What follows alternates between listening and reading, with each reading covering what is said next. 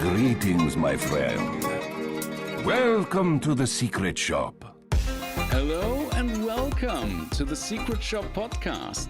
I'm your host, Cymen, and with me as always is Kiwi. Hello, Hey. Kiwi. And also my other co-host, Anga. How are you doing tonight? Hello. I'm doing fantastic. How are you doing? Also great. Amazing, because we've had another Moon Day post on Easter Monday, because he has risen. Artifact has risen from the dead, and we are all part of that church now, I suppose. Have you guys caught the little Easter egg, by the way? In the the post? gnome. Oh, on the creeps? Oh, yeah, on the creeps. The creeps are all holding a little gnome, which is featured usually in the Half-Life series as well as Left 4 Dead. But what does that have to do with Easter? It's an Easter egg. It's literally a little surprise. What that does they've gnomes hidden have to for do us. with Easter or Easter eggs? An Easter egg is just anything It's just nowadays any- in games that is hidden, you know? It's just a little surprise. Yeah, but why is it a gnome and not like a bunny Because or the chicken? gnome, by the way... Yeah, don't can you call just it- say that three more Don't just times, call it a please? gnome. He has a name, okay? Gnome Chomsky. It's a gnome. Exactly. Thank you very much, Kiwi. It's Gnome Chomsky. All the Valve fans know this. Don't you gnome anything, Anger? Damn, calling her out like that. They actually put Gnome Chomsky into Half-Life Alyx as well. And that is especially a bitch to handle throughout the entire game. Because you have to physically hold the gnome the whole time and carry it from room to room throughout the entire game. That is a real hassle. So it has nothing to do with like Jesus or anything. No. It's No. not a reference to anything. It's just No, there's a I'm little afraid surprise that for us. Gnomes are not dogmatic in the Christian religion. Last time I checked. Who are you to tell them what to believe in? Damn. My Fighting poor Catholic, words. my poor Happy- Catholic heart is getting all the guilt right now, as it Happy should. Easter. Happy Easter, everyone. Happy Exactly. Easter. But just like all the dolphins are returning to Italy, content is returning to r/artifacts. Isn't that wonderful? That's great. Like, there's tons of artwork again. There's like actual content, like people are animating cards again. It's wonderful. So that's what I've been focused on this last week. Anything you guys would like to share over the last week? Nothing in particular comes to mind. Just more being patient. Yeah. And our patience has been rewarded with a new blog post titled The Deployment Deep Dive. I'm so happy I got this pop filter. The Deployment Deep Dive is a very technical post, so here's just a little warning to our audio-only listeners. This gets a little technical. We are going to try and describe and cover and summarize all these rules in a concise fashion. So even if you haven't read the blog post yet, you'll be able to listen along. But otherwise, the blog post we're discussing is going to be in the description of this podcast. And if you're watching on YouTube, you'll see all the visual aids that you need anyway. So welcome either way. Valve opened this blog post with a few good news and bad news, but I just love how they're just complimenting us on all the feedback that the community has been sending them. And I'm actually surprised that they note that most of it has been high quality feedback. Do you think that's true? I doubt it. There's no way. No. I'm so proud of this community. No, I actually buy it, honestly, because like if you look at the sub and other forums and the discords and so on, like at least when you look at the average, most discussions are actually fairly high quality. Like people really think about the game. And sure. like, and remember, like, not all high quality feedback is actually coming from their contributions themselves or what they think they are saying. Sometimes it's high quality feedback because of what they are able to extract from the fan base's ramblings, after all. I mean, even if somebody writes in, this stuff is bullshit, you are making everything easier, you needed to do a big overhaul, not these small tweaks, that just tells them that some people, you know, are very emotional about the game. Maybe they're underestimating the extent of the overhaul. A lot of the negative comments have been being responded to with like actual very direct and just rational discussion. I've seen lots of people's negative views just being not shut down but addressed and saying, hey, just wait, have a look. I don't know, it seems very rational from the community as a whole. It's nice to see a complete 180 from, say, a year ago. Yeah, I have definitely seen a lot of people trying to discourage what they describe to be like negative or negativity. But a lot of people are also trying to avoid a yes man mentality where everyone's just like, oh my god, Valve is back, just agree with everything. Obviously, that's not what anybody is seriously advocating for. We're just trying to be serious in our feedback. Yeah. So let's actually cut the chit-chat, just like they do, and start with the deployment deep dive.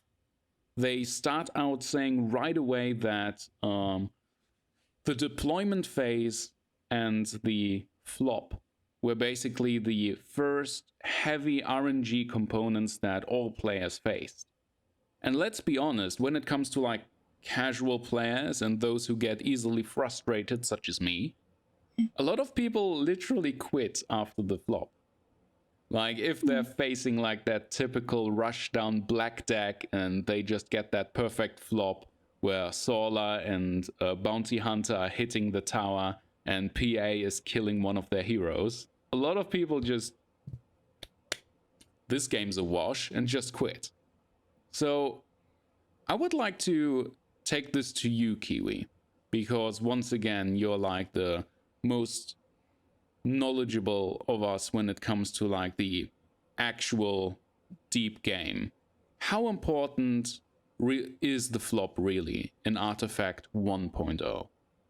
It's not very important at all. It is, there's a few decks where it can be important. So I actually started doing a thing on my stream where I would look at each matchup in all three lanes and see if it was a favorable outcome or an unfavorable outcome or an even outcome. So like, say my green hero lines up with a black hero that's going to kill me, I would call that the bad outcome, and if I dodged it, that would be the good outcome. And so I started looking at it at the start of every game, and very rarely do you have a flop where it's three bad outcomes if you're comparing each one. And whereas before, people, it's very easy to focus on, oh, my hero's dying here, that's such a bad thing. But if you look at the other two, it kind of evens out. And occasionally, if I did get three bad matchups, then I just say, okay, I'm not going to stress about this game or feel bad about it in 4 turns when the game is very difficult. We won't pay attention to that. And it just became apparent how small of an impact it was. It feels very bad on the first turn, which is a big issue. Yeah. But like, your heroes dying means they can come back and go elsewhere, and you can dictate how the game goes from there. In decks such as mono blue, you actually want your heroes to die so that you're cycling them and you have them redeploying. And so these are things that are not intuitive initially. So people that leave after the flop, a bad flop, it's very much a rookie mistake and lacking understanding of the game. A deck that it does matter for is black. Sometimes games can snowball when they get a track kill or two on turn 1, and that's just going to happen sometimes. And with mono black being in the meta at the moment, it's pretty disgusting. But sometimes you still win games when you're behind 50 gold or 100 gold, and it's easy for it to feel worse than it actually is. Right. I think it's also Swelzong's Meepo Magic deck that is also very dependent on like actually getting your heroes killed at the right time. Right, because he cycles with Omex Arena and is intentionally killing his heroes. Yeah, I've always loved watching that deck. It's so fun to watch. It's such a treat. It is.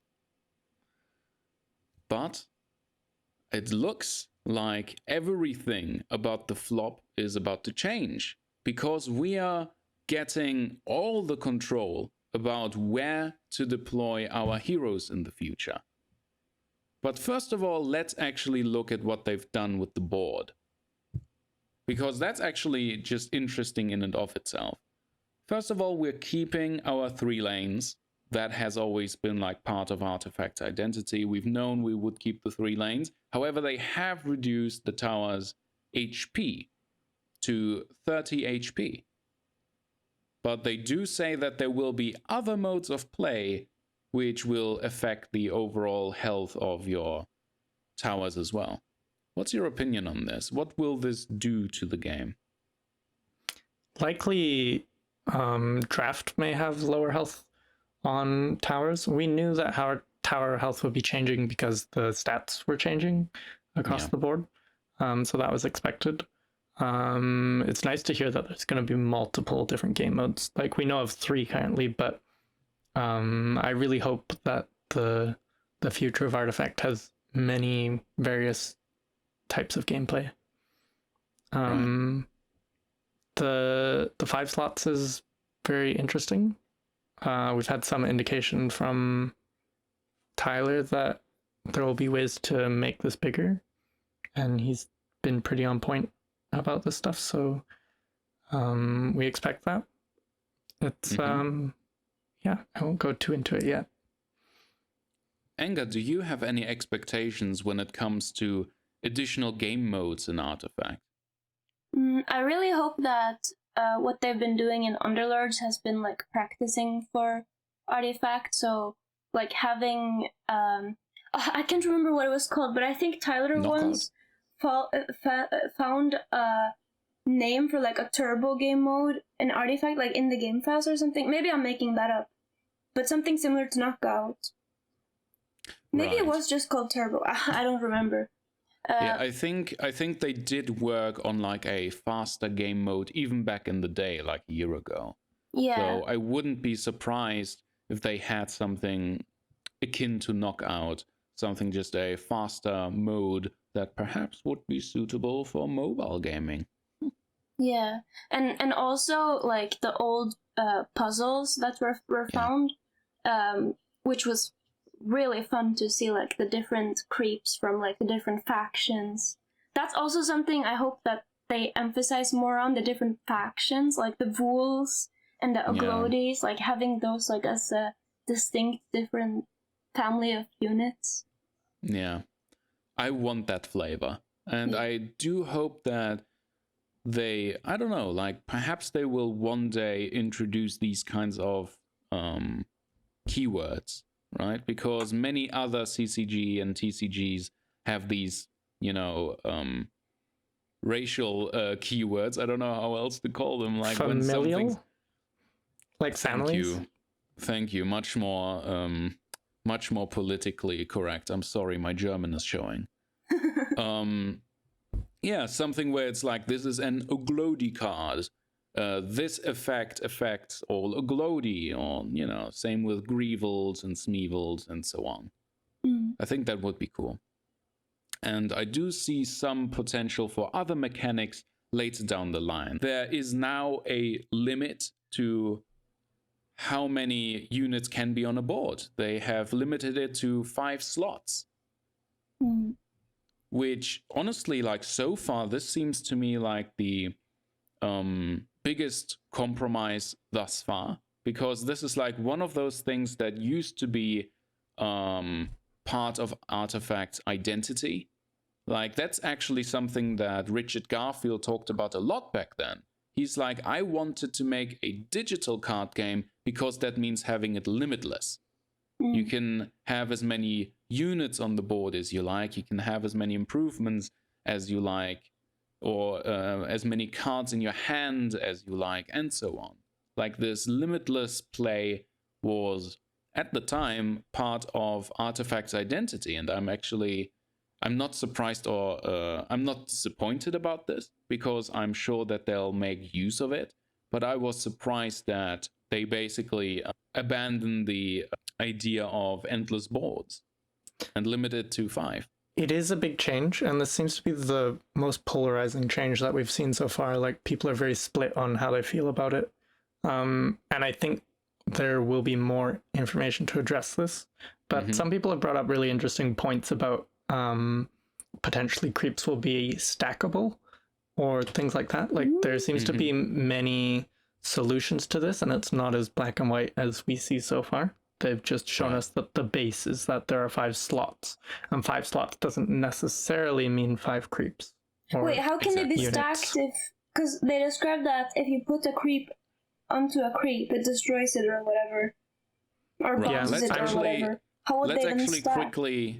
Let's quickly cover those rules and then explain what Kiwi means by stackable. I assume you're talking about specific token creatures. Yes, more likely. We'll get to that. So first of all, let's talk about how this works. Because at first you would think this is very limiting and very simplistic to only have 5 creatures or 5 units on the board. But they are actually describing a couple deployment rules which prevent board lock.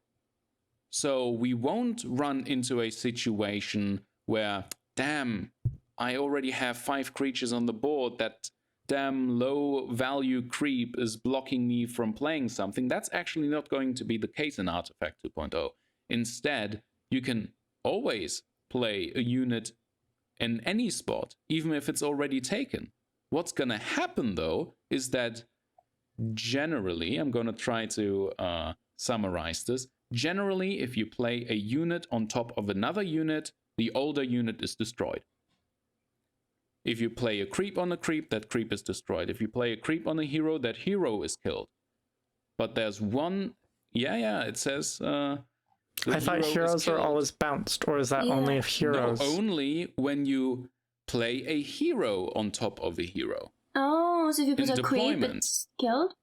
Yeah, that's what it says in the rules further down in the blog post. I had that same point of confusion earlier as well, but it looks like if you play a creep on top of a hero, that hero is killed. That makes more sense. Exactly. It will skip around. Then you can only be displacing your heroes in the deployment phase and not during the play phase. Yeah. And also, like, you would be able to literally play a chump blocker for a free save. For a free save. Right? Okay. That would be very abusable. So it's only when you play a hero on top of a hero that older hero is bounced back to the fountain for deployment in the next round. They don't even sit one out. So this is what I personally would like to dub the tag-in mechanic. Well, so they're sitting out that round because you have to bounce your hero out, you're doing it in that deploy phase, so the hero is still essentially missing an entire round. Very good point, yeah. So yeah, this is what I would call the tag-in mechanic, where you can basically replace one hero with another and then deploy that old hero in the following round. What do you think about this, Anger? I really like it. I think it brings a whole new aspect to the game where if a hero is low, you can like heal it by taking it, like kind of like a TP scroll. So I like that it gives more depth to the game that way. But I don't know, it's difficult to say too much without actually playing, I think. Yeah, once again, we're lacking context here as always, but we're getting more and more. Some gaps are being filled. I'm not sure how I feel about... We're gonna get to like the creep deployment, like that. I really like the bouncing mechanic, but much less like the whole creep deployment. Are you going to talk about that first?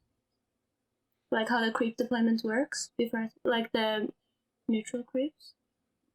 Go ahead. I think if you like to talk about that now, we can talk about that now. Okay. Like how they all go to the left each time and always face each other.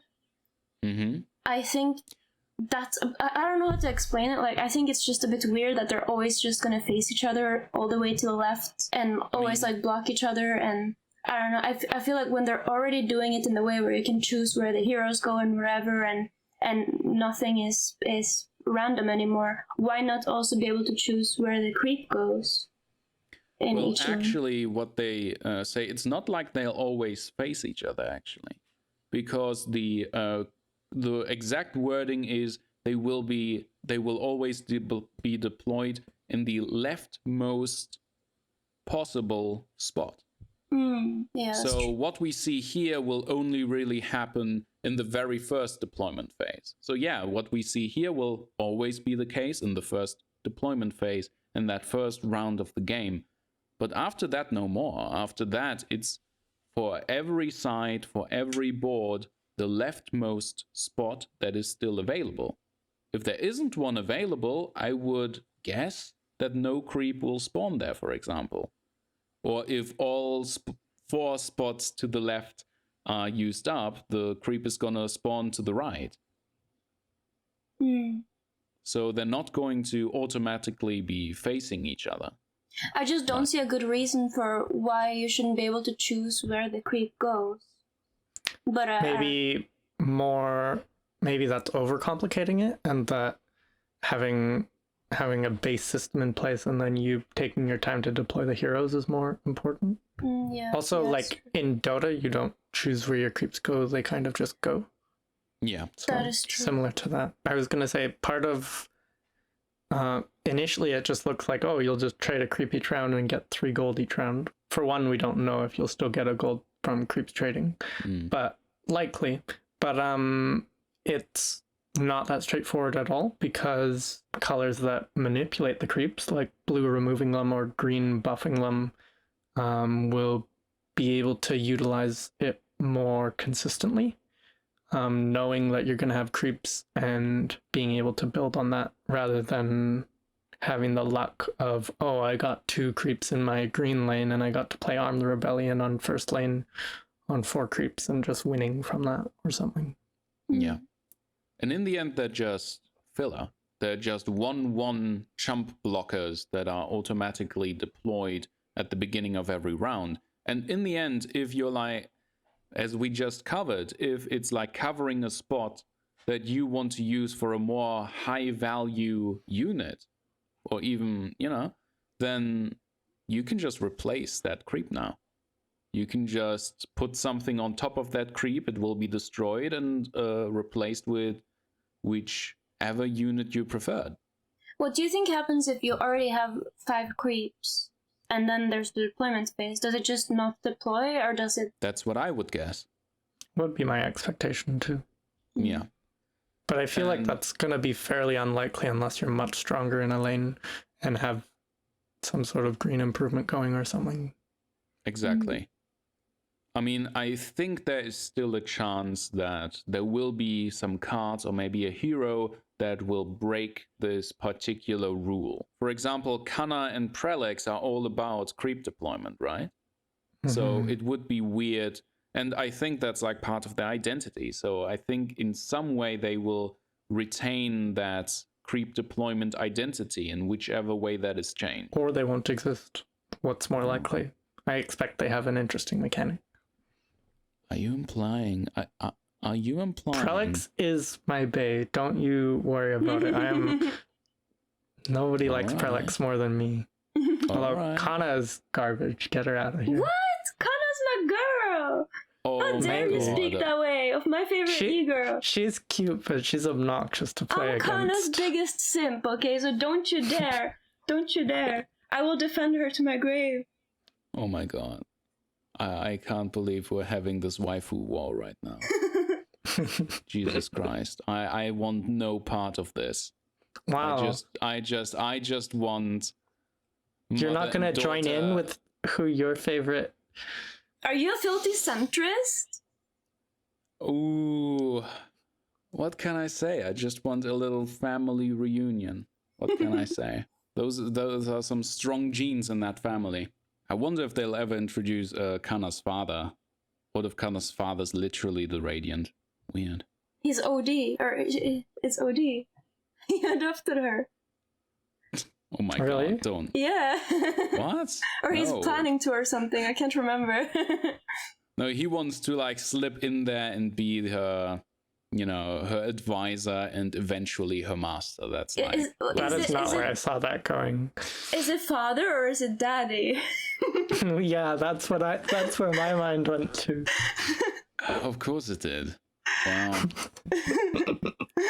Wow, so where we were going with this actually is that Kiwi was talking about a potential for a token mechanic, meaning that there might be certain kinds of units which can stack on top of each other. Oh, I so don't for have, example, Kana's dogs are like a special Exactly. kind? Mm. For Possibly. example. And it's actually funny because the whole limitless unit thing was actually one of the few things being advertised in Artifact's only trailer. If you remember, it actually ends with Kana spawning tons of dogs, and that's like the climax of the whole thing, along with Annihilation. Perhaps they will introduce some kind of token thing or for Venomancer's daughters and so on. But from creeps, let's actually move on to the real meat of this blog post, which is hero deployment and how they've changed that. I love it. I love that there's the off lane and safe lane. I love that. Yeah, and it's not just for kicks and giggles. It actually makes sense why they're called the safe lane and the off lane, like in the gameplay of Artifact 2.0. So let's get into that. I'm gonna try to summarize it.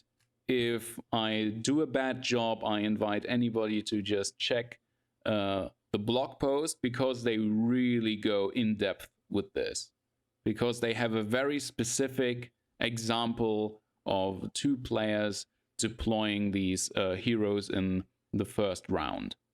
And it is quite impressive. But let me try to summarize it. At first, both players choose one of their 3 first heroes to go into the mid lane. And they get the freedom of choosing any of those spots, basically, except for the leftmost creep, I suppose. But it is also possible that even in this deployment mode, it is allowed to destroy one of the creeps and replace it with that hero. But perhaps... It's only the middle 3 spots in the lane for deployment. Really? Yep, you can't be on the side. Just for the first initial deployment. Interesting. I must have missed that. Very good eye. So, and next, you choose your off lane, by which they mean you choose either the first or the third lane, depending on which side of the board you play. And it is called the off lane because the hero deployment after that is when the players switch sides, so to say, and deploy in the first and third lane again, but swapped. So now they already know what hero they're about to deploy will be facing, which makes them the safe lane. And you can dodge your opponent's your opponent's off lane placement. Yeah. The off lane is called the off lane because it's the more riskier one, because the opponent can react to it, and the safe lane is called the safe lane because you get to react to the opponent. I really just love how they were able to work this kind of Dota 2 gameplay and strategy into Artifact 2.0 and use the same terms. I really love it. I'm not even sure they did it to work it in. I think it was probably just the easiest way for them to explain it, based on their audience having some experience in the Dota universe. Do you think they have like an idiot at Valve that they use to like make these graphs to make it as comprehensible as possible to? Because I feel like this was made for me, like even just the font and everything. Like I feel like they have made it so simple and nice. Like they did such a great job on it. And when it comes to the 4th and 5th hero, those you can deploy in any lane and in any spot that isn't preoccupied, I suppose. No, you can put it. Covered exactly. You can put it anywhere you want. Can. Total freedom. Amazing. What was your guys' reaction to this when you read this? That the flop as it was will no longer exist, and we get this cool, full freedom, decision-making, strategy, and even a bit of like, you can do a bait and switch, right? You can try and deploy in a way that will make your opponent deploy a certain hero in a lane where it's maybe less valuable in order to counter you, and then you do the bait and switch. I really like it, even though my mind has... If you had asked me over a year ago, I would have loved it even more, but like now, especially because Kiwi made me realize, you know, what you said earlier, with for example Mono Blue, if you have a bad flop, you come back later with more heroes. I see the charm in that now, and like how that makes the gameplay better, and losing heroes early doesn't really matter that more. But I still think this like trumps that. This is just cooler, and I love that you can control so much more of what happens, and you can't really be angry if something bad happens then. Yeah. I think that aspect of it will still be relevant. That's not going to change. You just have more control over when that happens. Yeah. So being able to make those decisions and get value from them will still be a thing. My brain is hurting already from like seeing all the mind games of this. For one, the possibilities. Giving players agency is amazing, mostly just because of how much it frustrated everybody initially. But this looks wonderful for both for new players and for the top end of players as well. Your first deployment is a rock, paper, scissors, and you're going to play differently against different opponents, or how good you think your opponents are.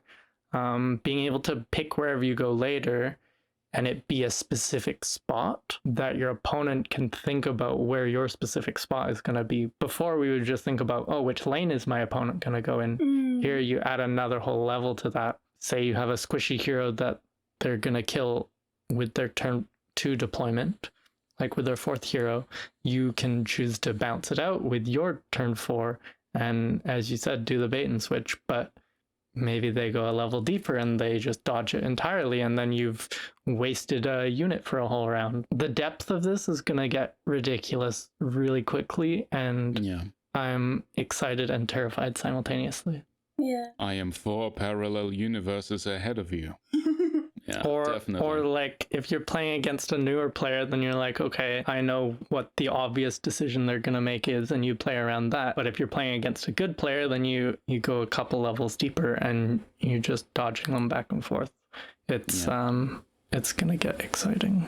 It's just amazing how they've managed to basically come up with a system which adds this kind of depth. I think this basically assuages any fears people might have had that they're just going to make Artifact simpler rather than more accessible. Because this is like the perfect example of something which is, as you said, accessible to new players who just go, oh, I guess I put one of my guys here.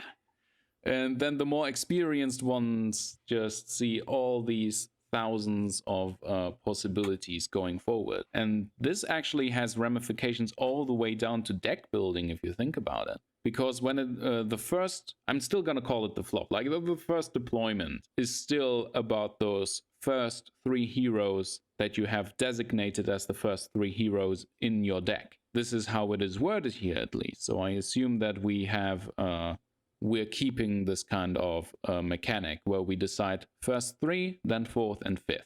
And now that we have this newfound flexibility in the first deployment, to choose any of those 3 heroes to go into the mid and then into the safe and off lane, like you will have to think about that when you build your deck already, correct? I mean, you always had to, but yes, it will have an enormous impact on it. It makes their stat lines have a lot more sense. Now we're seeing some reasons potentially why they're adjusting the stats and not just adjusting them, but scaling them. Because if you could choose to put Bristle in front of a hero and he had 8 attack and just kill it on turn 1, it gets real weird. The balance is looking a lot better. Yeah.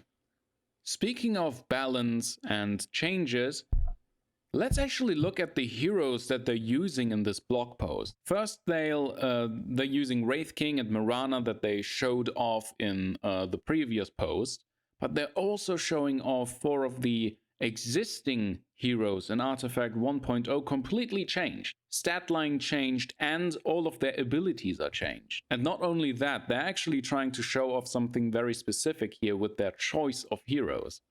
Because all of these 4 heroes that have been reworked now have abilities where deployment and positioning matters a lot. So let's just look at these one by one. Treant Protector, still a green hero, now 2 attack, 7 health, and his Branches of Iron are now a continuous effect, an aura, which gives allies up to 2 slots away 2 armor. And all we know about armor right now is that it did change, but we don't know. What do you think the new armor is going to be? So at the end of the blog post, it says that armor has been changed. Yeah. But we don't know more than that. My personal prediction was that magic may be piercing, or that it ignores armor, just as it does in Dota, how armor is not affecting magic damage spells. But that's just one theory. I've seen 2 or 3 other great theories that are similar. Then what about something like Berserker's Call? Would that? Yeah, that's still physical. That's a physical. Yeah, because it forces combat. Something that it says in Trent's aura is that 2 slots away in this lane, it specifies, which is another indicator that there will be cross lane effects, and possibly that the ends of each lane will be linked in some cases, which is interesting. Yeah. It's saying that if you're near the edge of a lane, or if you're in the 2nd and the 4th spot, it's 2 slots away, but it doesn't go over to the next lane, and they wouldn't have to specify that if the lanes were not being connected. Oh, so it could be like 5 spots, for example? Like instead of like just 5 spots over would be, as we'll see when we get to Timber. Right. Since we've mentioned it, we might as well. Since we mentioned it, we might as well jump to Timbersaw, who is still a red hero, now with 4 attack, 1 armor, and 6 health. And his reactive armor, which was always a little boring, has been replaced with Timber Chain, an active ability with a cooldown of 3 rounds, which costs 1 mana to cast. And it says, move Timbersaw up to 5 slots away. Deal 1 damage to each enemy passed on the way. And yeah, now that we've seen Roof Drellin's ability specify that it only matters in the lane that he is deployed in, this does sound like Timber Chain might actually enable Timbersaw to travel from one lane to the next. It definitely does. First of all, it wouldn't say 5 because 4 spots away would be within the lane. But also, Eric Tams posted on Reddit clarifying if the wording was ambiguous and clarified that it is crossed lane. Oh. Exactly. Which is super exciting. It is. This is just another example of movement being a much bigger thing in Artifact 2.0 than it was in 1.0. Also, he's just going to clean up any creeps on the way, for example, because those are now only 1/1s. So, for both of those already, positioning matters, deployment matters, and so it is with this next hero, which is Bounty Hunter. Still a black hero, 4 attack, 4 health. Fucking hate Bounty Hunter. Well, yeah. I still do. This hasn't redeemed him. Oh yeah, still hasn't redeemed him. He was still like one of the most hated heroes in Artifact 1.0 because he was one of 2 coin toss heroes, where he just got randomly damage at the beginning of the laning phase for hitting your tower or hitting your hero and just randomly gets extra damage, but no longer. Now it is all about deployment. His new reactive ability is Track. Bounty Hunter deals +3 damage when attacking tracked heroes. Deploy effect is track Bounty Hunter's target if it's a hero.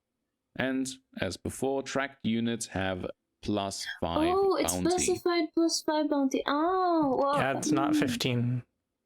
Okay. Yeah. This looks a lot more balanced because the bonus damage, it's obvious when it's there, and it's not there if you're doing things like gank for cross lane, or it's not gonna hit a tower for 7. And so bounty has a much more specific role and purpose. His goal is to gain gold, and he can do that consistently. We don't know what his ability is yet, or his Signature spell. card. Although signature cards could be seeing some change. They could be seeing some change, but given his new synergy with tracked units, I would be surprised if it wasn't still track. Oh, you think you would be able to double dip? No, but I think that you will be able to track other heroes without having to deploy Bounty Hunter in front of them. Well, we may not have forced cards in decks. Like, you may not have 3 auto include. We don't know if that will be changing as well. But we saw Wraith King and Mirana had signature cards. They have them, but we don't know. Yeah. We don't know if the rules for deck building has changed, if you are forced to include 3 of them. They have to include, they can't remove that. I personally agree with you, but it's definitely something that Valve is perhaps ready to change, because Eric Tams actually asked Reddit, or rather he just allowed the emailer to post it on Reddit, which was a question about which specific cards in Artifact 1.0 would you rather see as a 1 or 2 of?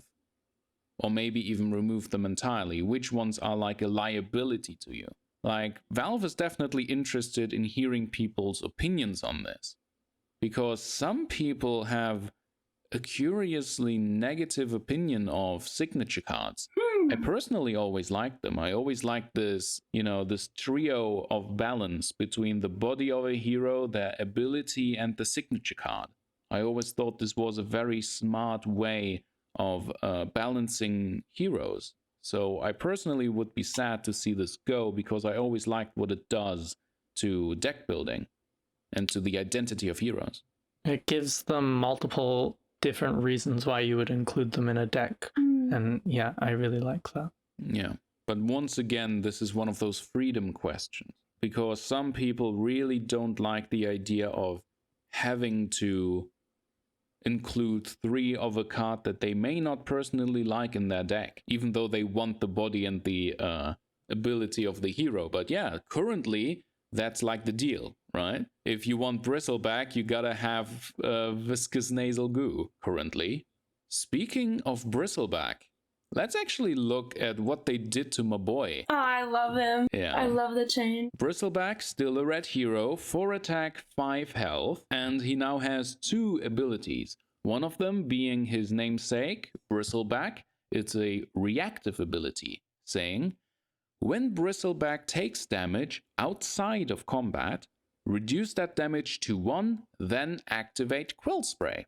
What's Quill Spray? His second ability, which is usually an active ability but can be triggered reactively with his other passive. But usually it's an active ability with a cooldown of 3 rounds and costs 1 mana. And it says, deal 1 combat damage to adjacent enemies. So I already see wonderful synergies here where you will cast spells on your own Bristleback in order to have it cast some free quill sprays for you. That could be interesting. Yeah, so out of combat damage is going to refer to magic damage or upkeep damage. Not necessarily magic damage, but just spell damage. His stat line is very different now. Like, comparing him to Timber, he's much squishier than Timbersaw, which is unique, but not being able to damage him is interesting. Also, imagine if he keeps his original spell of minusing armor, then Quill Spray will be amplified. Yeah, so Anger, you said you love him? I really love because you said like he's squishier than Timbersaw, but with his ability, you can't kill him pretty much. I wonder with things like Annihilation and stuff, that has to still kill him. That would still theoretically be a kill. It says it's only specific to damage. And things like Annihilation that don't do but damage. It's like you will completely cook a lane where people want to use like spells that affect multiple units, because if they do, like, you will just completely destroy their units. Like Chain Frost is going to be really sad against him. Assassinate won't work on him. Things like that. Yeah. So he's actually really tanky. Things like Gank and Duel and Axe's Call would still be combat damage, but pretty much everything else I can think of would be reduced, except for kill things. I think it's kind of weird that they have such a long cooldown, or that they even have a cooldown on Quill Spray, that it's not just a reactive ability, because I feel like it's kind of weird having it as an active when, I don't know, I imagine it's maybe popping out reactively quite often. I don't know, it's so difficult to say without actually seeing it in play. I think it can pop out reactively as often as you want, but then you have some agency over when you can use it as well. Or if you have initiative, then you can use it to upkeep kill or things like that. Yeah. Or just clearing creeps so you hit tower. Yeah. Do you think we're going to see more heroes with 2 abilities? Definitely. Yeah. Although his have a lot of synergy between them, so I would be surprised if it was, like, I think it will still be a minority of the pool. Right? His are almost one ability. It's just split up. Yeah, that's true. Yeah. But it still gives you a little bit of flexibility to keep Quill Spray as an active ability as well. I mean, that's still like damage to, it looks like 3 enemies for 1 mana. It would completely clear out creeps as well. Once again, those are only 1/1s now. I'm really liking the mana cost on abilities as a way to balance them as well. It will get interesting for deck building to lining up the cooldowns with what you want to be playing on certain turns. That is definitely a very exciting prospect. It almost adds like another level to the way that you can balance heroes. Just make their abilities a little more expensive perhaps. But so far, we have only seen abilities cost 1 mana, I believe. But that also keeps them, available for casting. That is very cool. And then we've seen Marana already. Yeah, we've seen Marana and Wraith King already. Timbersaw hates trees, and his Timber Chain is not going to kill creeps if there's a tree in the lane. Assuming armor works that way. Yeah. I do wonder about armor. That annoys me so much, not knowing what armor does. I can't stop thinking about it. It's a little teaser for next week. They got you. You're the sucker that they got. Exactly. These posts are made for me. They probably have an idiot just like me there just to know how to bait people like me. Trolling be nicer anger to yourself.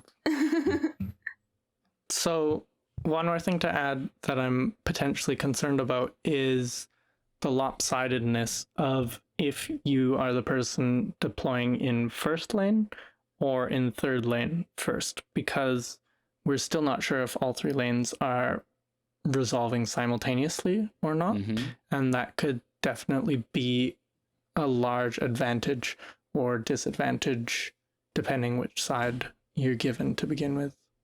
Right. So that's interesting to see how that will play out. So Dire or Radiant favor, like being on... Precisely. Interesting. It is fair because you have an equal chance, but if it does end up being impactful and you get the bad position multiple times, it could be frustrating. Right, but this would only be the case if all lanes didn't resolve simultaneously. For sure. It would only matter that way. Right. So let's hope that they do. This would definitely keep gameplay and strategies very open and remove a lot of what made the flop so bad. I don't think it would be a bad thing for them to have lanes resolve simultaneously. You would have many more ties and like trying to tie the game when you're losing, but that's not necessarily a bad thing at all to have a medium outcome. It could be worse for tournaments where, well, ties aren't even bad in tournaments. It adds variance to scores over a long number of them. Yeah. Very cool. And actually, just one more point that I wanted to make about those new deployment rules, especially the hero tag in thing, where you can replace one hero with another in deployment, is that you can now actually save heroes from an upkeep kill at the beginning of the round. For sure.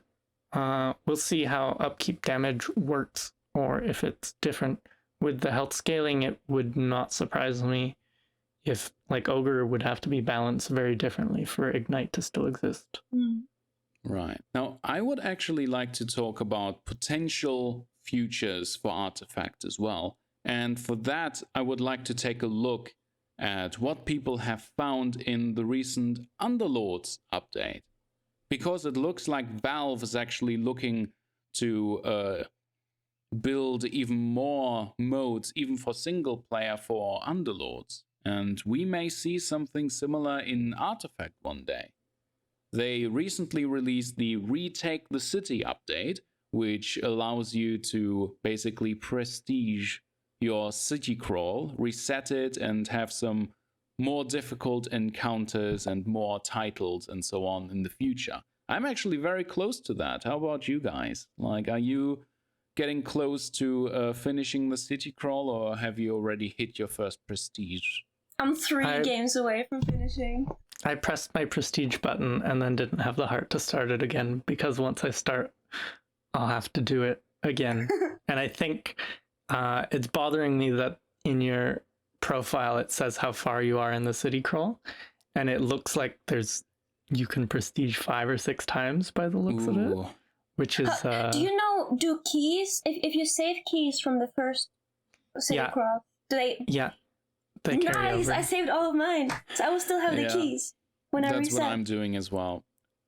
Oh my god, min-maxing the city crawl. There we go. I'm very close as well. As you know, I've already finished Jol. I'm only 1 savage quest away from finishing an Essex. And overall, I only have 6 missions left. I'm very close to it as well. So I want to do that as soon as I get over my rage-filled hang-ups. Because I'm a baby man, I suppose. I can't finish the No Insect Alliance. You're supposed to win like a crazy amount of games with the Insect Alliance. Who the fuck plays Insect Alliance? Oh, insects are the best alliance. No, they suck. No, they do suck. They're really good early. Broodmother? Nobody plays Broodmother. She's the worst. Her new 3-star is actually really strong. But yes, she's garbage. And Sand 4 bugs is just terrible. And it feels really bad. I've tried really hard to make it work. I think I've only won 1 game with it. And 3-star, you say? I see the duos player is coming through. Yeah, for sure. Well, they didn't do any changes to the other versions, but the 3-star one got buffed.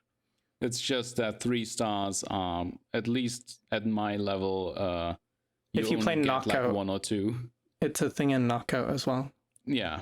But not standard, obviously. Of course. But what people have been finding in it is that they are working on something that looks like a dungeon game mode. Like almost something akin to some roguelikes, like Slay the Spire or something. Where you have different room types, like shops, mysteries, mini-games, just standard combat, or even mini-bosses and bosses. Where you go from one room to the next, recruiting more units for the future rooms and so on. This was all data mined from the recent update. This was all data mined. Like you would move into the next room and there you choose your Underlord, choose your first unit, set them up and so on. And there's like a lot in the files about potential weekly puzzles and weekly challenges and rewards and so on. They're really trying to hook people in with that constant engagement. Yeah. These would be wonderful things to have in Artifact. Exactly. Yeah. Like or variations of them. Yeah. Just imagine something akin to Slay the Spire in Artifact and Underlords. That would be wonderful. Finally, a game as good as Slay the Spire, but with better art. Sorry. I don't know. Our art right now is competing. Yeah. Oh, yeah. Even, like, once again, about the content that has been coming out from the community, people are actually redrawing existing art in the same like low quality MS Paint style, and I've been loving it. I need to mod them in. Yeah, They forgot the temp art tag on all the art this week, so people were saying that it's the real art. Oh yeah, that's oh my god, that is really good. I didn't even notice that they didn't have the temp art stamp. That's a very nice detail. I would love that. Like I would love that if they included those as some kind of reward in the future. We'll see. And welcome back to the second half of our double episode. I'm glad you could join us. As you can tell, this week we have slightly lower fidelity. That's because I'm not in my usual recording place, and couple reasons for that. We're going to dive right into the next blog post where we will talk about the mechanics that Valve has revealed to us. Guys, what was your reactions to this blog post? Are there any questions that are still open after this huge post? I'm still really curious about the shop, how they're gonna deal with that. Because I think in Tyler's Artifact video, he talked about the bazaar and how you could buy consumables during the during the lane phase. Yeah. I'm also curious, like, if they're gonna rework the way the secret shop works at all. I guess that they will, simply because everything they've done so far is to reduce any RNG that people have been complaining about. Like last week, the flop, this week, the arrows, which honestly is like literally one of the smallest parts of this blog post. I thought that would be like a big deal, but nobody's talking about arrows anymore. Everyone's just like, oh yeah, they're straight now, that's cool. And just completely overwhelmed with everything else that this blog post is covering. It was enormous. They addressed so many issues that people had and addressed them well and in detail. This post, it didn't have the same format as the other ones where they start with the personal comments and stuff. It was very straight to the point, and they covered a lot. I still have some questions, but nothing specific. I'm just looking forward to playing. So let's just dive right in. The first thing they want to discuss with us is initiative, which was one of Artifact's most innovative concepts. I mean, it was so good that a certain other game has basically copied and adapted the idea recently, which is Runeterra. It's still fairly similar to MTG's, just how the stack works. I don't know if you could say it's brand new, but yeah, they did implement it very well, and it did look quite similar in Runeterra. When it comes to initiative, not much has actually changed about the mechanic itself. Like, it's still about passing control over the next action from one player to the next. And there's actually nothing new in this post that we haven't already figured out with the information they had provided in previous weeks. Like, we had already guessed that once two players pass, all lanes will basically resolve at the same time, and it will go into the next round rather than just switching to the next lane. But what I found interesting is that they talk about initiative as like a big learning curve. For sure. Initiative was not immediately apparent how important it was. The complexity of the game just being played across 3 lanes, it's very easy to focus on what you can see and what you're looking at, and not focusing on your next move or your move four moves from now, sort of thing. And so initiative not very important against lower skilled players, and then the better you get, the more important initiative became. Like there were definitely rounds where players would realize way too late that they have been screwed, like when it comes to the end of the game for like several rounds already, or like 2 rounds ahead, because the other player has kept initiative for the next round the whole time. For sure. And initiative was it had such strong impact that it wasn't immediately apparent what it was doing. Like all the initiative cards are weak. Like Tidehunter is not the best hero.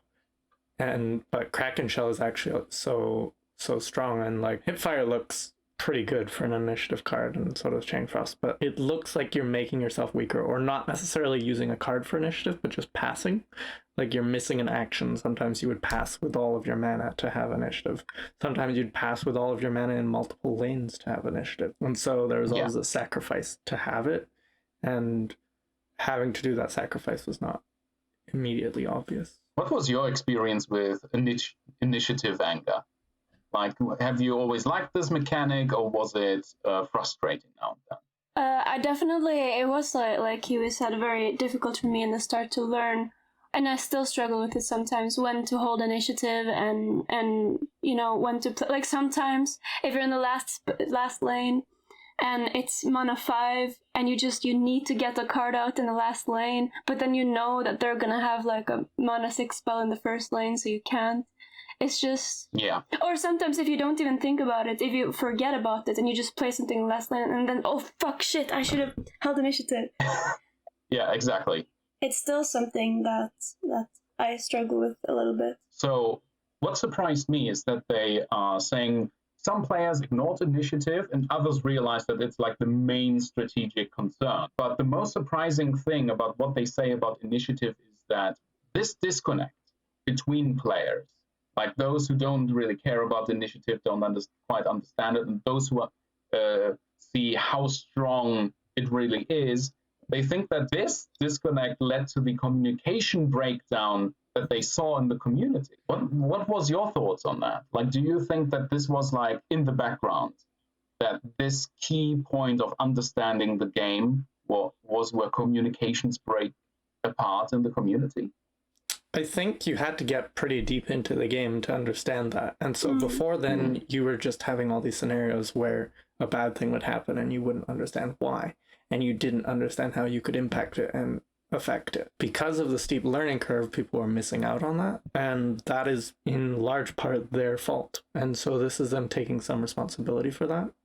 They're also acknowledging that there is a disconnect in the community, and that there's frankly chaos going on with people feeling very strongly about different aspects of the game.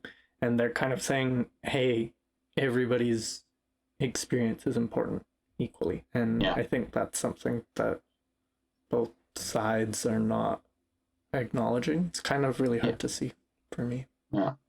And this is why they kind of put some pressure, a little bit of impact off of the initiative mechanic and moved it over to mana. Just one more point about initiative, like the get initiative cards now have a new keyword, which is quick. I actually heard that this is what get initiative was originally called, like way back, like 2 years ago in the beta. That's just a little point that I heard before. So let's actually get to the mana. This is, I think, the single biggest reveal in this blog post, apart from one thing that we'll get to at the very end, but that's my preference. So there's only one mana pool. Hot take? I like it. That's my hot take. That is a hot take. So brave, Anger. I think this is probably the one point that sticks out to everybody that I don't think anybody feels super comfortable about. This was what stuck out for me initially too, that I was concerned about. But what we're doing is we're comparing it to the current state of the game that we know, and that's not what Artifact 2 is going to look like.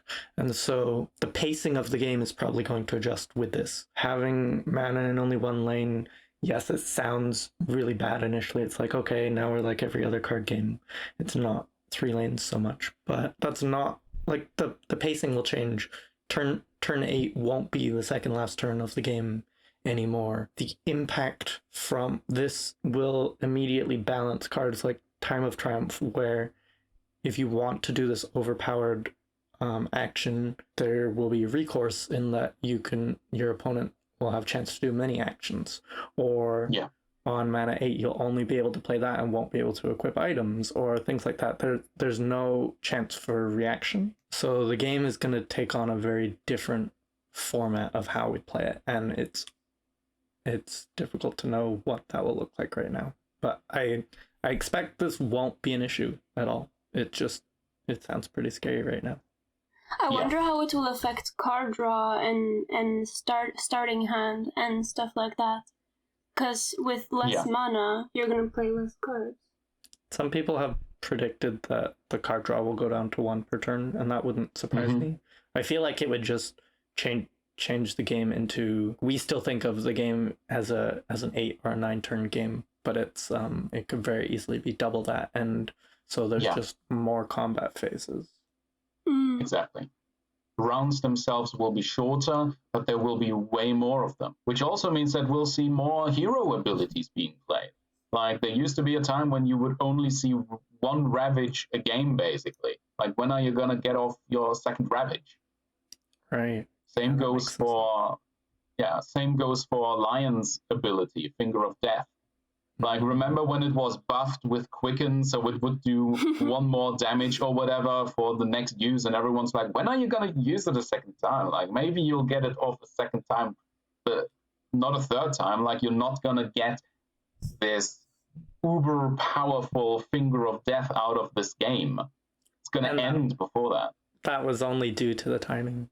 Do you think they'll change the keyword on Finger to not be Quicken, so not to be confusing with Quick? Oh, yeah, definitely. It's gonna be something like warm up or whatever. Every hero's changing, we already know that. Like, at least with the body. And the abilities will all change in terms of what damage they do as well. Like, we already see this. That's like one of the most exciting parts. Like, everything we know is about to change. You say exciting, I say terrifying. Yeah. It's true. I mean, the whole 3 mana pool thing was one of Artifact's most unique things, in a way. Like, I am sort of sad that many of Artifact's little eccentricities are being taken away. And it does feel like, I'm not going to say generic, but I think you know what I'm getting at when I say that. Removing these things does make the game feel just a tiny bit less special and out there. But on the other hand, like, what I find cool about these changes is that they have layers. Like, it's never, like, Valve is not about just removing something. They always add something back. Just like limiting the amount of unit spots, you know, the deployment spots that you have in a lane, like reducing it to 5. First sounds like, wow, now we're like squishing Artifacts so much, compressing everything. But then they introduced this new deployment rule set, this tag in mechanic between heroes. Like, they never leave something at just removing. They always add a new layer to it. So Artifact stays complex, but maybe more accessible. I think there is a lot of complexity being added, and it will become apparent with time once we start playing. On the surface, it looks like we're losing complexity, but I think, as you said, they have some interesting ways that it's being added in that aren't immediately obvious. Just one example being that every action now costs mana. This means that equipping items also costs mana. And this is actually something that you saw on the sheepstick card a couple weeks back, Anger. Do you remember that symbol in the corner? And we just assumed that it was the... Yeah, and it is. Now we know it is. Before we thought... There's an equip cost as well as a mana cost. So that cost up in the corner is most likely its mana equip cost. So you think it's going to be like that for all items? Most likely. But we'll see, like, because now you have this new level of balance as well. Now you can balance items, not just how much mana their ability costs, but also how much they cost to equip. I want to go backwards a little bit and just mention something else about initiative. By there only being one lane, initiative seems like it's worse and less impactful. And it is, but the flip side of it is there will be a lot of times where you want your opponent to have initiative. And so anti-initiative will be valuable. And before we would see this, that the timing of when you wanted your opponent to go first would occasionally pop up in a lane. And I imagine it's going to be used a lot more, and it will be a lot more obvious when these cases will exist. Like say in the current state of the game, you would give your opponent initiative and force them to use Annihilate on a lane, and then you would have some plan that they would not have the chance to react to a mana 6. And so there's going to be this depth of both when to have initiative and when to not have initiative. And both of these will actually become impactful. Another thing that this new philosophy of everything costs mana does is that you can't just delay the turn anymore. Because there used to be this kind of play where each player wanted to see what the other one wants to do before reacting to it.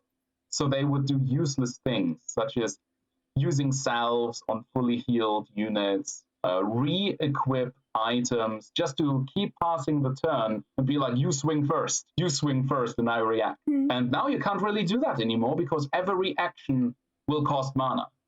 There's a limit to how many times you can delay with like low impact to no impact turn. You can still do it with... Or Sorry, do you think ahead. things like Sanctum, do you think that's also gonna like cost mana? Right, you mean the activation of improvement? Yeah. Do you think that's... Because that's also an action. Most likely. It may not exist the same. Also, when they refer to Crystal Maiden in the post, they just say her refresh. That doesn't necessarily mean that it's the same state it currently is. And it kind of made me think that maybe her ability will be Sanctum or something similar to that. But Interesting. it looks like they're changing her.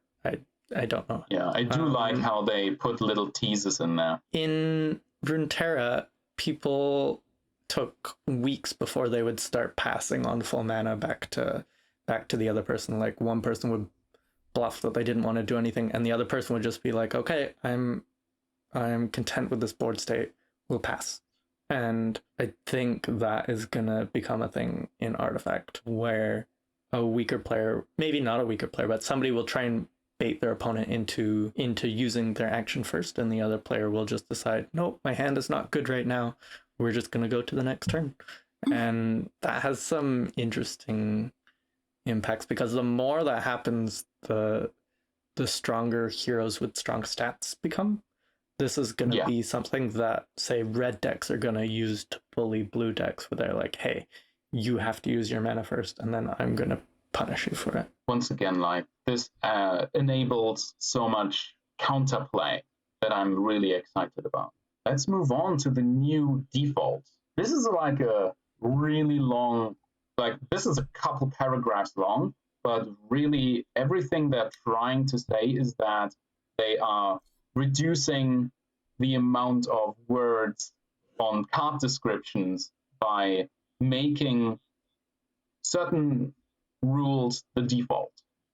So they are removing phrases such as in this lane or until the end of this round, because those are now to be expected. And now card descriptions can be a little bit more compact and perhaps a little less confusing for new players. But they're also renaming certain things, like persistent effects are now called enchantments, for example. Anger, what is your opinion on like reducing the wordiness of cards? Have you ever struggled with that, or? I remember I thought it was funny when I first saw Time of Triumph. I thought it was really funny how many words there's on that card. But I didn't really think it was a problem ever, like understanding the cards. I don't know.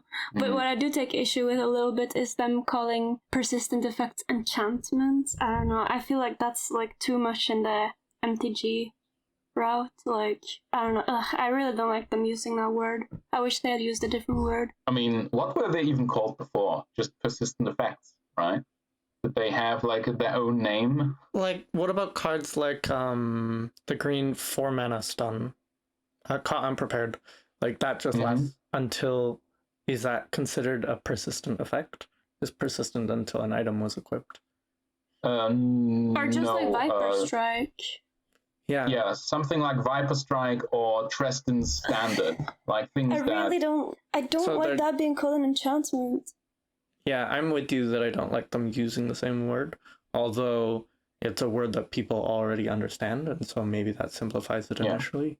But I think they're just separating spells into persistent spells and not persistent spells, which is initially when we started playing, it was trying to figure out improvements from spells, and now they're splitting spells again. I don't understand the purpose for this yet, but I think that will become apparent with time. When it says all permanent modifications are labeled as such, does that mean they're all labeled as enchantments, or they're all labeled as permanent modifications? That is the problem, right?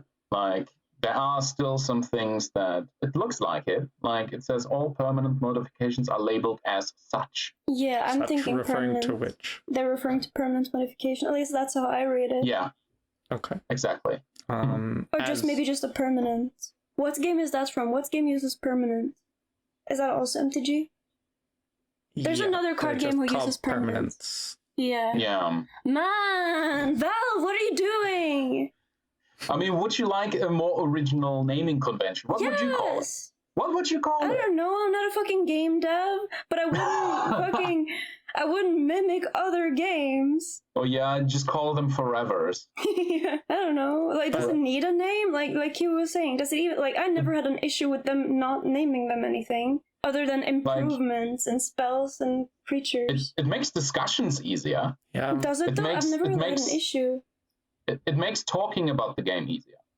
But does it? If it's already the same mechanic and then you just give it a different name, is that making it any different? Like when we see other games that have something that's exactly the same, like Last Word is the same as Death Rattle.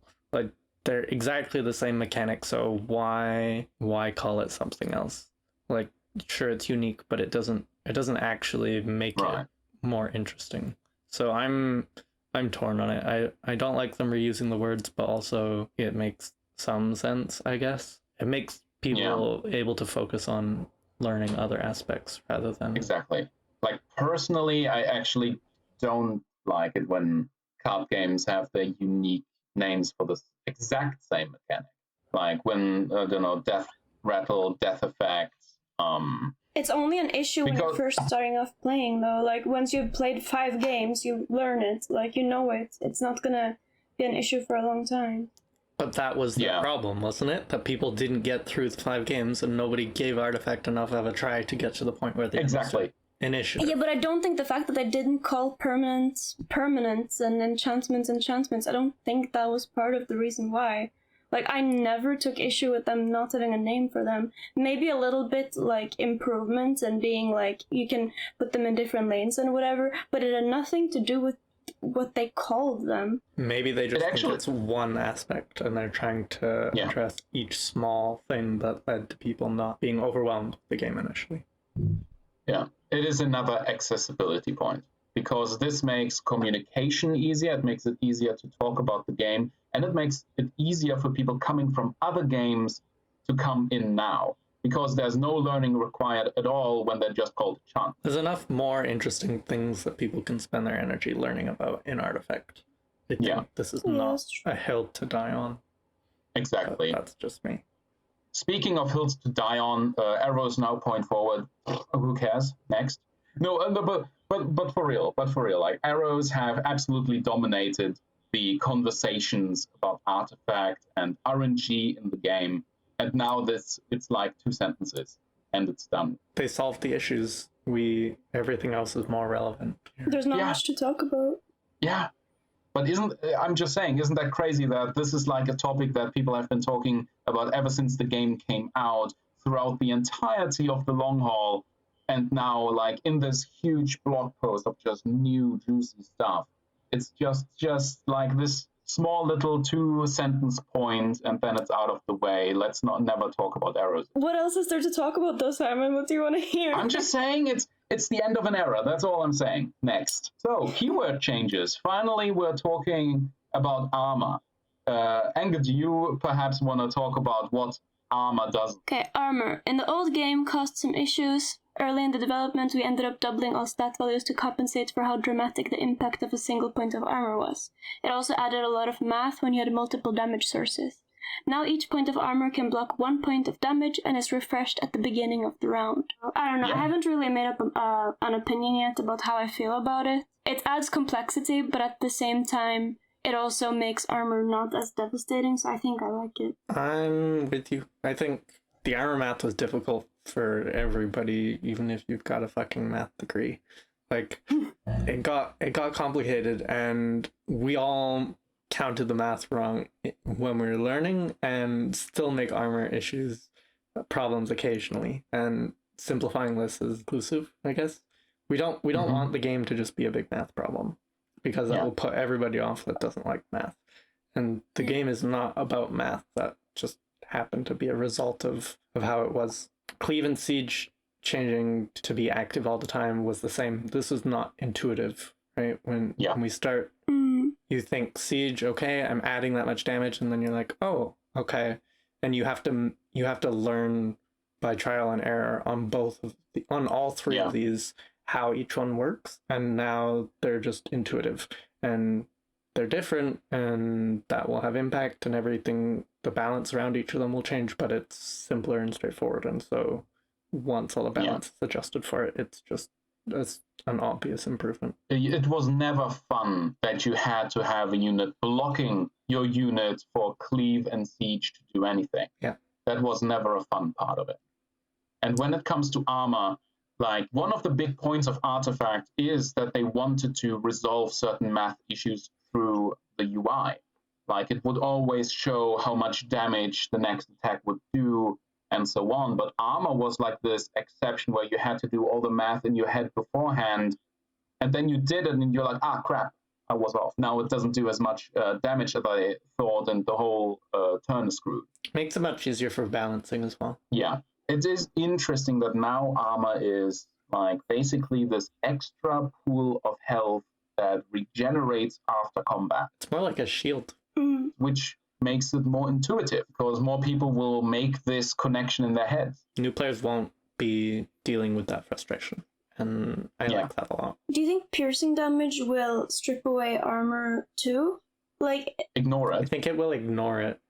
So if you did like a pierce combat, it would ignore it, but the armor would remain intact, I would imagine. And then say you used a spell, the spell would still mitigate the damage, or the armor would still mitigate the spell damage. Basically mitigates the first whatever amount of armor you have as damage from the first damage source. Okay, but here comes the more interesting bit, which is a new keyword to Artifact, and I actually haven't seen anything like, at least the card games that I'm familiar with, which is Feeble. And there's actually a little, how do I put it, a little reference to it in the title of this blog post, which is, what is the opposite of a mechanic? I think that's what they were teasing, because Feeble is basically the opposite of trample or overwhelm. But let's get into it. Kiwi, would you like to describe what Feeble does and why it is interesting in Artifact especially? When you enfeeble a unit, it becomes weak, and so overkill damage or trample damage goes through and hits the tower. I think this is really interesting because it gives alternate ways of balancing where they still have the ability to just add trample into the game by saying blocker of X unit is enfeebled or is feeble. But also the fact that you have to use an ability to do it, it gives black some interesting tools. Well, black for now. I like it. It's interesting. It will be surprise damage. We'll see. Yeah. Anger, any reactions to Feeble or perhaps Debbi? I mostly like it, but I kind of don't like that it's a spell that you use once, and like, for example, in the example, it's on a creep, like, then you've used a spell and you're gonna hit the tower with the enfeeble thing once, and then that's it, you've used that spell. So, but maybe if it's used on a hero, it's different. And also it says deal 2 damage to a unit and give it Feeble. They have said in this post that unless stated otherwise, it will only last for this round. So it's likely that it will only get Feeble this round. Like, it doesn't... It seems kind of weak to me if it's only one round. I don't know. Maybe I'm looking at it differently. It has nice synergy with the new Debbi. Yeah. We might as well get into Debbi, who is now a black hero with a body of 4 attack and 3 health, and has a new reactive ability, which triggers after combat. If Debbi the Cunning dealt damage to a tower, give the tower -1 armor and give Debbi +1 armor permanently. So Debbi might get tankier throughout the game if you allow her to hit towers again and again, which no accident now enable, because now she doesn't need to hit the tower directly. It's enough if you enfeeble a unit, now you deal damage to the tower. The tower gets weaker by getting 1 armor removed, or -1 armor, and she gets +1 armor. I think the tower getting -1 armor is a lot more impactful than her gaining armor. Like, think how strong Mazzy's improvement is, giving a tower armor, especially when creeps all have 1 attack. That's doubling the damage that a creep will do to a tower. But do you think if 4 creeps are attacking a tower with either 1 armor or 1 negative armor, will 1 creep strip away the armor and then the rest will hit normally, or will it be 1 instance of damage when all of them attack at the same time? I think it will be 1 instance of damage, and then Debbi will lower the armor for next turn. Yeah, but I mean, when the creeps attack the tower with either armor or negative armor, will all of them attack with one less or 1 extra attack, or will only 1 of them do, and then it's stripped off for the rest? Oh, because armor is different. Yeah, is negative armor different the same way? But another little tidbit is that it does say permanently. No, but Edgar makes a good point. If 3 creeps are hitting the tower and the tower has -1 armor, the 3 creeps are going to do 4 damage. They're not going to do 6 damage. The tower is only going to block 1 damage per turn, or it's going to block -1 damage per turn. It's interesting. That's a lot weaker than I thought. If it works like that, yeah. It's hard to tell. Oh no. Armor already. Yeah, there we go. Easier. Volvo, please. What have you done? They do mention that they want to do similar things to other basic heroes as well, by the way.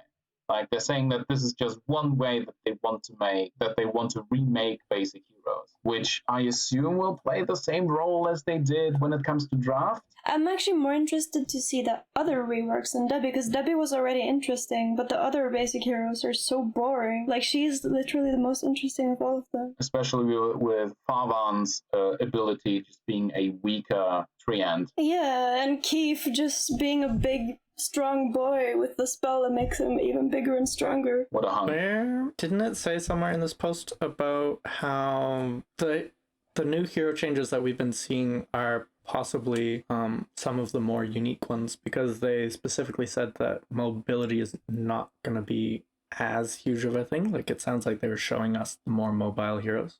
Or the cross lane. Okay, sorry. The cross lane abilities of. Did they say that mobility would have less of a role or more? Well, we were expecting it would have. Okay, here it says under mana. It says some cards and abilities are cross lane, but in general they only affect the lane that they're being cast from. So I think like Marana and Timbersaw are not the norm, but are more standout heroes that are somewhat unique in their cross lane ability.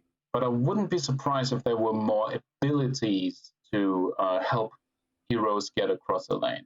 And besides, we don't know what the Bazaar might hold. You can buy if you could buy teleport scrolls in the middle of a turn and then use that teleport scroll. There's still some big question marks which may still have big impact on the game and how it is played. When I say, are there any open questions? Oh, this blog post gave us everything. It didn't. It just gave us all the things we want, like most of the things we wanted to know, but once again, just opened up more new, exciting questions. And now we actually get to all the things that are outside of the actual game. So let's talk about card unlocks. Anga, what was your reaction to this? Like, finally, like, we already know there's going to be no paying for cards at all, right? And now they are actually enlightening us about how we will receive cards. Is this something that you like or dislike? Because we all know that you're like specific opinions when it comes to like battle passes and unlocks and so on. I just think they should go the Dota route and just make everything available straight up. I don't understand why not. Yes, it can be a bit overwhelming for new players, but I think it solves more things to just have everything available from the start. I don't understand why you would need to unlock them and stuff. But progression, Anga. They already have a campaign for that. Like, I don't understand. They don't need that for playing Constructed too. Because even if you will be put against similar people, if the difference was Thunderstorm and Annihilation right now, like what card people unlock, like that's such a big difference. Why not just have everything available straight up? I think if everything's available right away, people don't learn Or pattern. have a special game mode for new players where they do have not everything unlocked, like limited hero pool or whatever, which is in Dota. Why not have it so that those who want to... that's what it's saying. It says hero draft. It says really? you have the option to jump right in for competitive players. I think this is all set up so that there's a learning progression. You can see the strengths of cards with game plans surrounding them, and like I don't think this is going to be. I think there's going to be separate progressions of playing the game a long time and having deep progression and stats, and there will also be this introduction to the game. Like it seems fairly obvious that they're looking to cater to a fresh audience. They want the game to be approachable, and this is how they're planning to do it, is that they walk you through tutorials and give you cards where you can't be matched up against experienced people that have played the game a lot.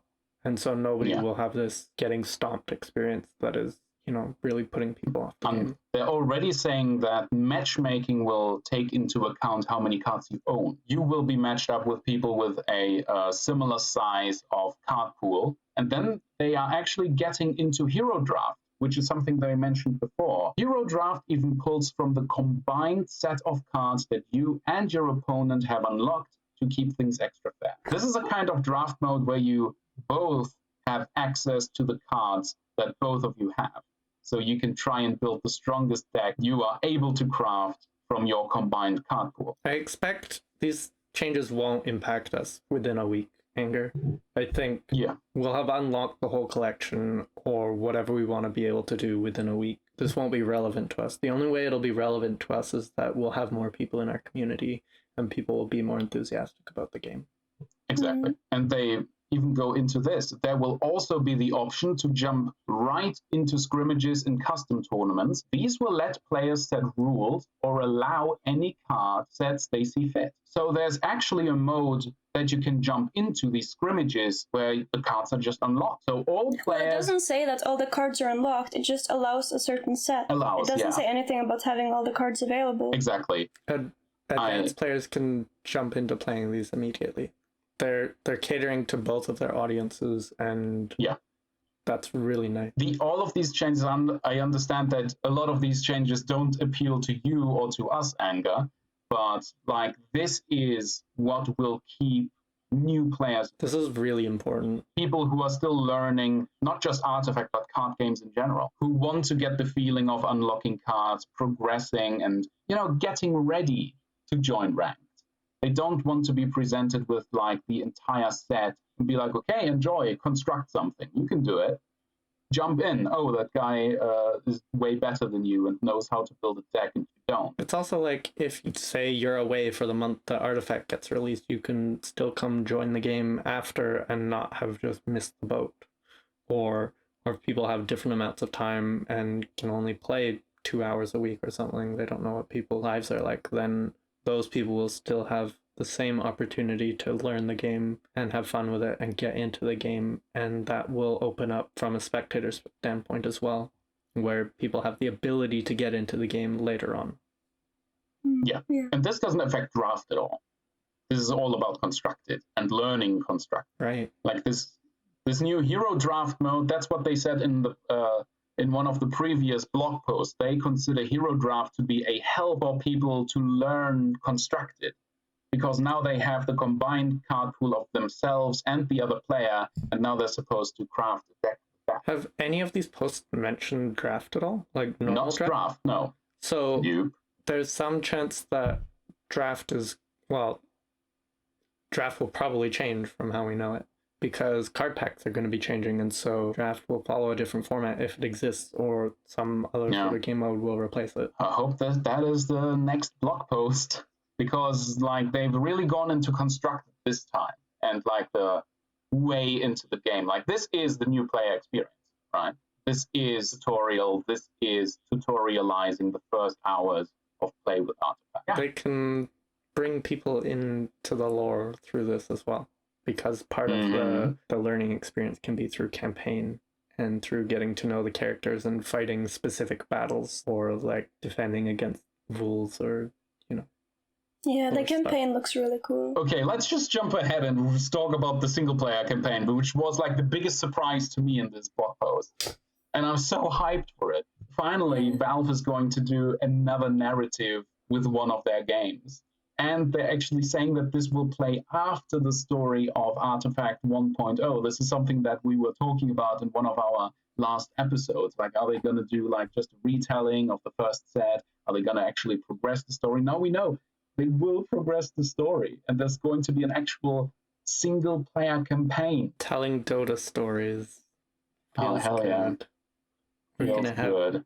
exclusive content. And they are tying this into their progression system once again, because they say we want people to feel rewarded no matter which way they choose to play the game, which already implies that you should be able to unlock the entire set, if not most of the set, just by playing the campaign? Or am I interpreting too much into this? I kind of get the feeling that the set is going to be pretty easy to get to. I think it's just the initial time input. Exactly. I'm just so hyped for this. It's cool because it will bring in all of the campaign type players as well.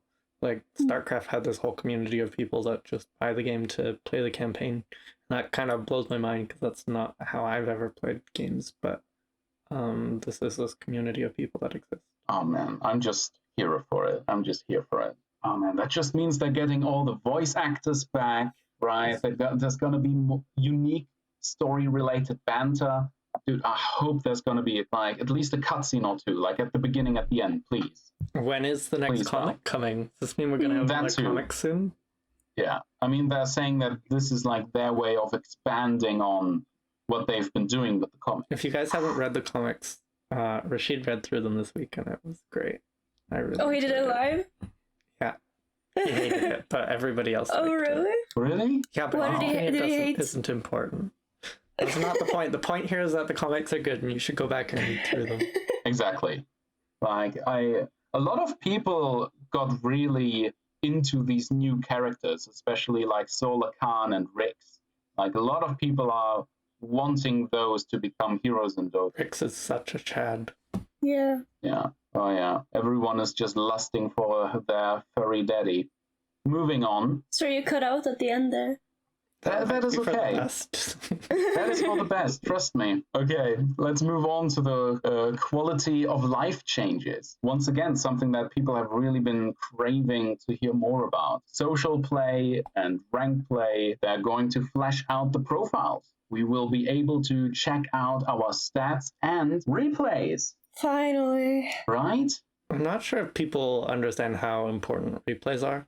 Like, I'm not sure I understand how important replays are, but what they do is they enable you to, like, everybody has different learning styles, right? And if you can go back and you can watch your own matches, and instead of just being angry about why did I lose, you can, take a deep breath, go have a watch your replay, and it's so different when you're not in it and you don't have the pressure of that. Being able to see where your errors are, or being able to upload your replay and ask a friend, hey, can you have a look through this? What went on here? Helps build community and helps build people that are passionate. Like, even if you don't have innate card game skills or experience, this is another way that you can have the ability to be a strong player just through persistence and practice. I'm really excited for replays. Replays change everything about how the community talks about a game. and how content creation and learning is done. Through replays, you can analyze your own play, other people's play, and people can make all of those amazing fails and success videos and montages for YouTube. All of that content creation becomes massively easier without having to like live off of other people's streams and their content. It also gives the ability for competitive players to see their opponent's playstyles before playing them. So even if there's people from across time zones and countries, when they get deep into it, can look at how people like to play the game. And this goes even further because it's not just replays, they're also adding chat history. Before, we didn't really have a proper chat, we only had custom messages. Like, they definitely didn't want people saying naughty things all the time. They wanted to give people tools to block other people from talking to them. But it seems that now there's at least going to be more of those who do want to engage with each other socially through the game. Anga, are you looking forward to some banter online through chat? Yeah, that's actually something I was really sad that in Underlords they never included a chat. Not that I necessarily want to talk shit to people, but it's nice to just be able to sometimes communicate to people. And I think it's really nice the way it is an artifact. Of course, sometimes people are a little bit salty, and it can be annoying when people like complain to you and vent to you. But I still think it's nice just being able to communicate with who you're playing. Yeah, they won't be angry about arrows anymore, at least. And this is actually something funny. They're talking about the translation of hero names, which is something that especially the Russian part of our community has been complaining about. Like, they actually translate people's names into like Russian words, which weren't really names, apparently. Like, there's a lot of awkward stuff going on for non-English speakers. Man, this post just had so many meaty things, and there's a lot of small details as well. For example, the picture that they have for this blog post, for this mechanics blog post, shows Debbi with her little wrench weapon standing victoriously on top of one of Mazzy's iron golem, like one of his death robots, standing at the very top. It's that card that would like sacrifice the 6 mana card. The one that would sacrifice your whole hand. Keenfolk golem. That's a Keenfolk golem. It is. That makes sense. And I suppose she threw a wrench into their plans. Sorry.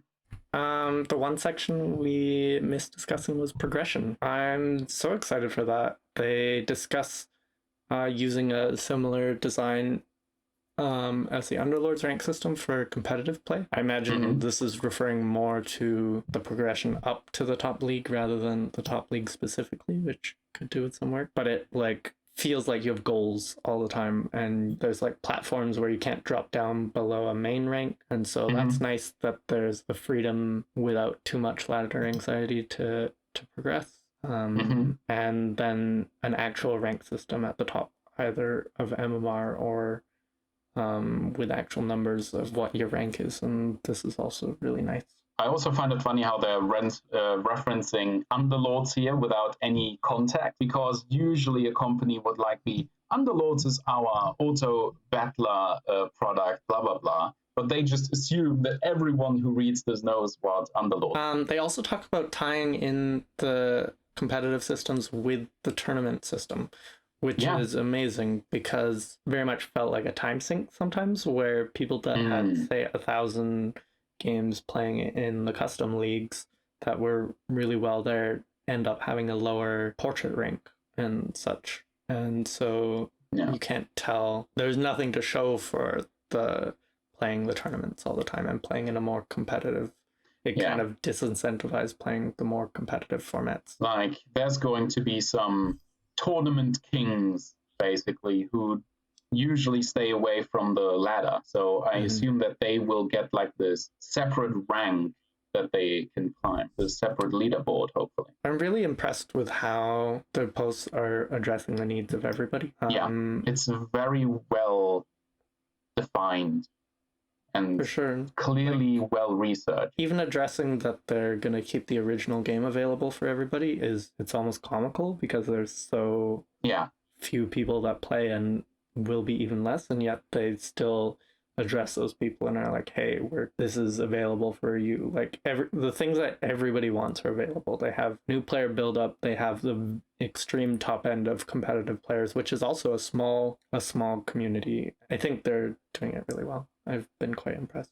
I mean, I liked all of it, and I like that they give us so much now every Monday. I don't know if there's like one specific thing I really like. I just like the fact that they're like not being secretive. Like, it's even weird that I would assume they would be secretive about it, because when you really think about it, there's really no reason to be like, this is how they should have been communicating the entire time. So It's just nice to see that they're doing that. They do talk about feedback one more time, how much there has been. And I think this post makes it really clear that they were very diligent in their analysis of that feedback, because they so clearly know who they're talking to, if you know what I mean.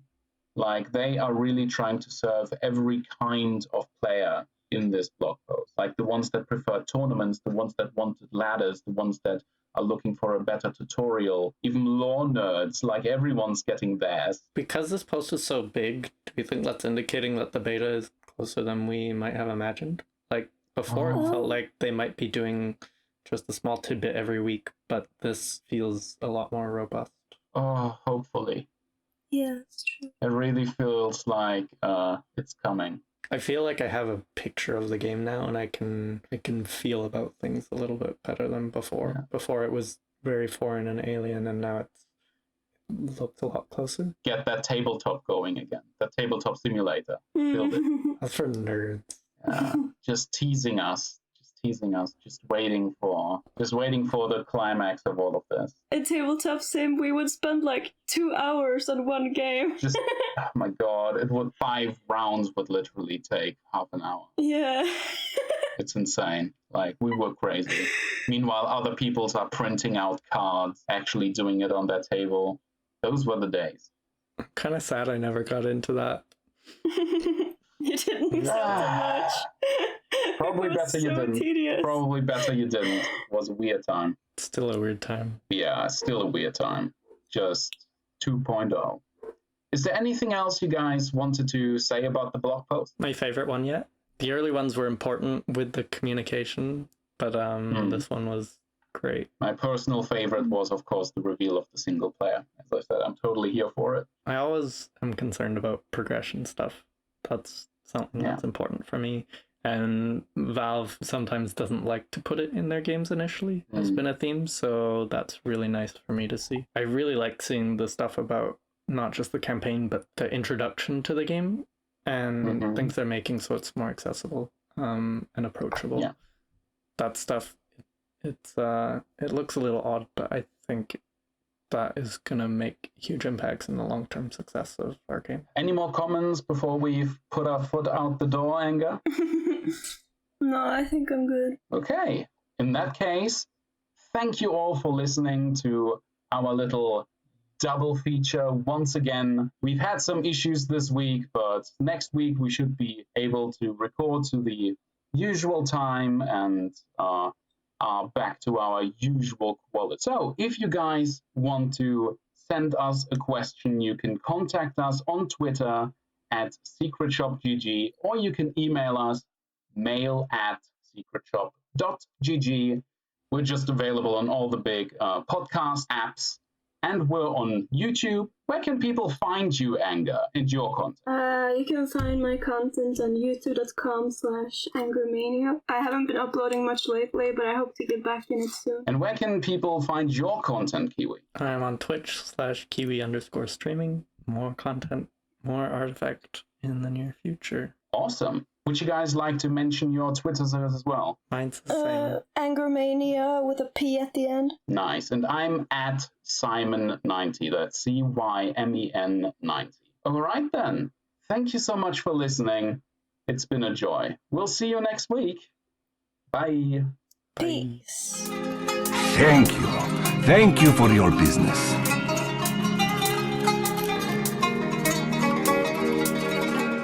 Come again!